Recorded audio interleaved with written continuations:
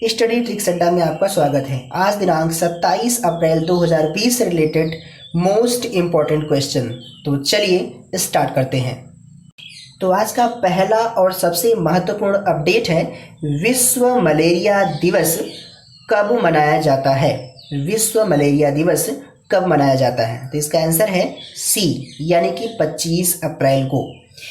इस दिवस को मनाने का उद्देश्य लोगों को मलेरिया के प्रति जागरूक करना है। 25 अप्रैल 2008 को 6 विश्व स्वास्थ्य संगठन ने पहली बार इस दिवस को मनाने की शुरुआत की थी और भारत का लक्ष्य 2030 तक मलेरिया को समाप्त करना है। आपको पता होगा कि मलेरिया का संक्रमण मादा एनाफ्लीज मच्छर के काटने से होता है, जो प्लाज्मोडियम नामक पैरासाइट को एक शरीर से दूसरे शरीर तक ले जाता है। अगला अपडेट है, विश्व बौद्धिक संपदा दिवस कब मनाया जाता है। विश्व बौद्धिक संपदा दिवस कब मनाया जाता है? इसका आंसर है बी, यानी कि 26 अप्रैल को। तो 26 अप्रैल को विश्व बौद्धिक संपदा दिवस के रूप में मनाया जाता है। तो इस बार के विश्व बौद्धिक संपदा दिवस की थीम थी innovate for a green future. क्या थी? Innovate for a green future. तो इसका उद्देश्य क्या होता है? इसका उद्देश्य होता है कि बौद्धिक संपदा के अधिकारों जैसे कि पेटेंट है, ट्रेडमार्क्स है, औद्योगिक डिज़ाइन है, कॉपीराइट्स है इत्यादि के प्रति जागरूक करना इनका मुख्य उद्देश्य है। और विश्व बौद्धिक संपदा संगठन यानी कि वीपो ने वर्ष 2000 में प्रतिवर्ष 26 अप्रैल को इस दिवस को मनाने की घोषणा की थी। अगला अपडेट है, अप्रैल 2020 को केंद्र सरकार ने केंद्रीय कर्मचारियों और पेंशनों के महंगाई भत्ते की वृद्धि पर कब तक रोक लगा दिया है। तो इसका आंसर है सी, यानी कि जुलाई 2021 तक। तो जुलाई 2021 तक केंद्र सरकार ने कर्मचारियों और पेंशनरों के महंगाई भत्ते की वृद्धि पर रोक लगा दिया है।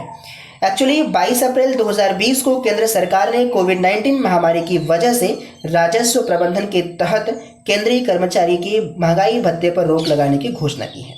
यह रोक जुलाई 2021 तक लागू रहेगी।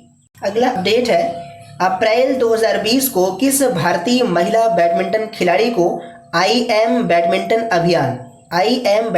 अभियान का एम्बेसडर नामित किया गया है? तो इसका आंसर है ए, यानी कि PV सिंधु। तो PV सिंधु को IM बैडमिंटन अभियान का ब्रांड एम्बेसडर नामित किया गया है। एक्चुअली यह अभियान बैडमिंटन वर्ल्ड फेडरेशन द्वारा शुरू किया गया है और इस अभियान के अंतर्गत खिलाड़ियों को बैडमिंटन खेल के प्रति अपना लगाव और सम्मान व्यक्त करता है। डेट है, हाल ही में किस देश ने सफलतापूर्वक सैन्य उपग्रह नूर को लॉन्च किया है? हाल ही में किस देश ने सफलतापूर्वक सैन्य उपग्रह नूर को लॉन्च किया है? इसका आंसर है बी, यानी कि ईरान। तो ईरान ने अपना सैन्य उपग्रह नूर को सफलतापूर्वक लॉन्च किया है। दरअसल कई महीनों से नाकामी के बाद उसे यह सफलता मिली है और यह उपग्रह पृथ्वी की सतह से लगभग 425 किलोमीटर ऊपर कक्षा में सफलतापूर्वक स्थापित हुआ है। अगला अपडेट है, किस राज्य सरकार ने कोरोना वायरस पोर्टल दृष्टि लॉन्च किया है? किस राज्य सरकार ने कोरोना वायरस पोर्टल दृष्टि लॉन्च किया है? इसका आंसर है सी, यानी कि उत्तराखंड सरकार ने। उत्तराखंड सरकार ने अभी कोरोना वायरस पोर्टल दृष्टि लॉन्च किया है। एक्चुअली कोरोना वायरस से रिलेटेड सही जानकारी प्राप्त करने के लिए उत्तराखंड सरकार ने दृष्टि पोर्टल लॉन्च किया है। अगला अपडेट है, किसने अभी हबल नामक टेलीस्कोप की तीसरी वर्षगांठ मनाई है? किसने अभी हबल नामक टेलीस्कोप की तीसरी वर्षगांठ मनाई है? तो इसका आंसर है सी, यानी कि नासा ने। तो नासा ने अभी हबल नामक अपने टेलीस्कोप की तीसरी वर्षगांठ मनाई है।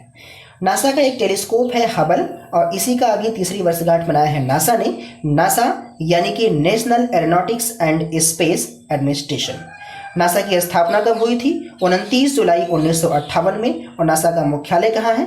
अमेरिका के वाशिंगटन DC यानी कि डिस्ट्रिक्ट ऑफ कोलंबिया। डेट है, किसने बैंक खाता धारकों को इलेक्ट्रॉनिक कार्ड देने की घोषणा की है?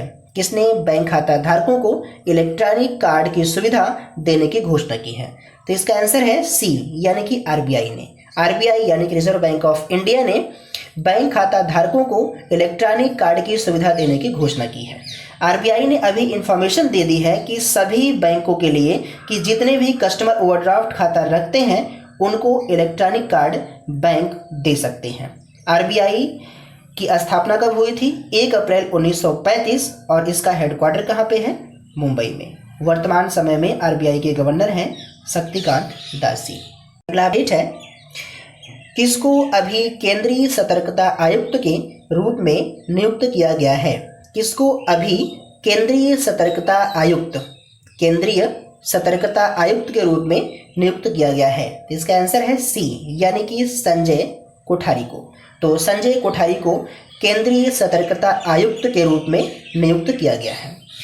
तो 25 अप्रैल 2020 को सेवानिवृत्त आईएएस अधिकारी एवं राष्ट्रपति के पूर्व सचिव संजय कोठारी ने देश के नए मुख्य सतर्कता आयुक्त के रूप में शपथ ग्रहण किया है।